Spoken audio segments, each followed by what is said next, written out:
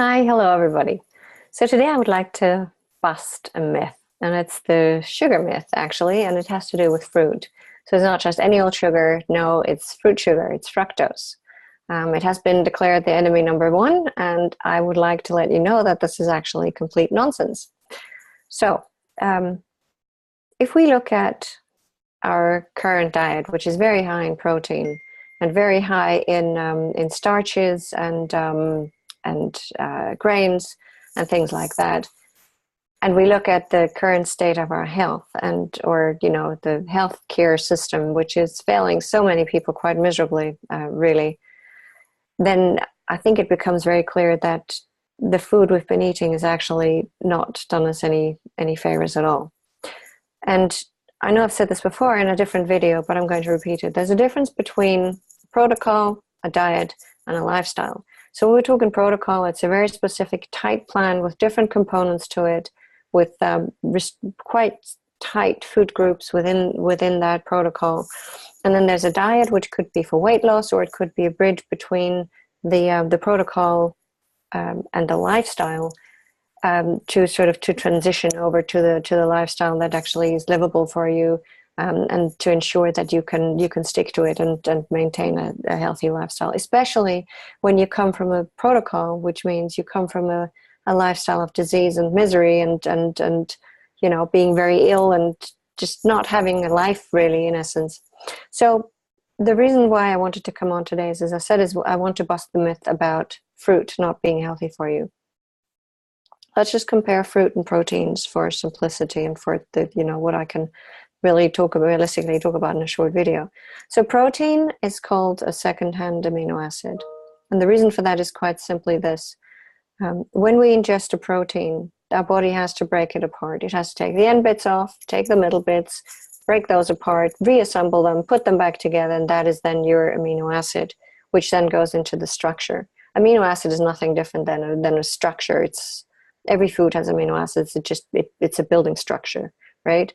But it's not for energy. So an amino acid doesn't give you energy. It's carbon and oxygen. Those are the two things you need for energy, which is the same even if you're a car or a person. It doesn't matter. That's where energy is created.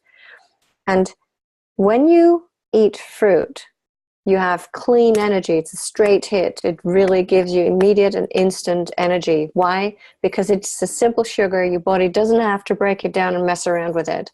It's simple. It's ready for your body. It's immediately available to you. And the same is true actually for a vegetable to a degree, but fruit is more astringent and vegetable is not. So both of these leave an alkaline ash, whereas protein leaves an acidic ash. And that is the biggest difference between the two. And that is ultimately the only thing that matters when you think about food. And it's the same for complex sugars. Again, you have to break them down, etc., etc. And so when you go on a protocol, when you have a disease, so when you have a hypothyroidism or any sort of gut-related issues or any autoimmune disease, neurological disorders, chronic fatigue, chronic sleep disorder, you name it, any of these chronic diseases that we're faced with today, you have to go on a protocol to really to reset your body, in essence, to put it in a position to be able to heal. Because the only thing you have to do, and it's not much your body's asking you for at the end of the day, is just to remove that which is stopping it from healing. And that is what a protocol is for. And that, I promise you, you will not ever achieve by eating vegetable. That's just not going to happen. Vegetable is not strong enough. It's not powerful enough. You have to be on a protocol that is specific to your situation, your condition, your predisposition, your current state of your glands. So it has to be very specific to you. And it's not just fruit, but it's also just different things that go with a protocol. So that actually puts fruit, in my book, on top of the food list for things we should be eating. But also it makes sense. If you look at our bodies, we don't have fangs. We don't have hands that should be, killing or tearing apart flesh. We don't have canines. And our intestinal tract is from a frugivore, so it's just the same as any other frugivore out there. We're not a herbivore, so we're not able to masticate all day long, and we don't have 7 stomachs or whatever else. And we also don't have the short intestinal tract that a carnivore has. So it's a very different way of digesting. Yes, our bodies have adjusted. They have got used to being fed things that really we shouldn't be eating, and that's great.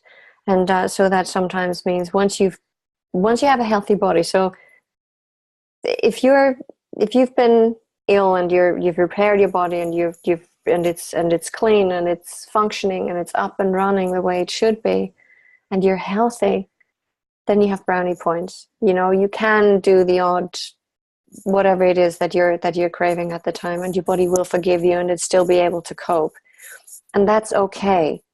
I'm not somebody who says to you, you've got to be now a raw vegan, or all you can eat is whatever food group. No, because I don't believe that's really achievable long term. I do believe that people should have a bit of moving space, because food is pleasure, let's be honest. But when you're ill, you've put your body, it's in trouble, and it really needs your help to heal again. And that is, I think, my main message today. Fruit is a healer. Fruit is amazing. It's energy, and fruit actually helps you to put your body in a position again to do all the things that you probably can't currently do. And there's something else that I want to actually add here real quick. In terms of probiotics, sometimes I get asked why I don't talk about probiotics that much. You see, the reason why we think we need a probiotic is because we think we've got bad bacteria in our body, right? So if that is then true, if we eat the food that actually only creates healthy bacteria in our body, and it starves the bad bacteria of the food that it needs, i.e. putrefying food, why do we need a probiotic? So if we stop eating the very foods that actually feed the bad bacteria, there aren't any. We're just left with the good ones. And this is why I stopped talking about probiotics. And I don't actually suggest people take them anymore, provided that they actually clean out their body and make sure their body's in a position to heal itself. Because all we can do is remove the things that stop the body from healing. And that is what I do. So if you've got any questions, or you want to get in touch with me, or you're affected by any of the things that I've spoken about today, you can get in touch with me via if you're on YouTube, you can just leave a comment and I'll get back to you. Or you can go to my website, which is danielarweiss.com. Or you can go on Facebook, and there is a page and there's a group, and it's called Reset Your Body. And I look forward to hearing from you. Meanwhile, stay well. Bye-bye.